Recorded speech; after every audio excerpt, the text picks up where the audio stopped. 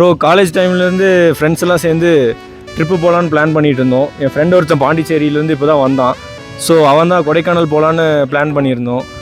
Last டைமே நான் எத்தனையோ ரொம்ப ட்ரை பண்ணோம் இங்கே வரதுக்காக. பட் ஆனால் சான்ஸ் கிடைக்கல, ஏன்னா எல்லாமே ஃபுல்லுன்னு சொல்லிட்டாங்க சீசன் டைம்னால. ஸோ வேறு ஒரு இடத்துக்கு போய் அங்கே கொஞ்சம் அப்படி இப்படின்னு இருந்துச்சு. பட் இருந்தாலும் ஓகே. பட் இந்த டைம் இவன் வந்தோடனே எங்களுக்கு இங்கே கிடச்சிருச்சு. ஸோ அண்ணா அவர்கிட்ட கேட்டேன், அவர் ஓகே இருக்குதுன்னு சொன்னார்.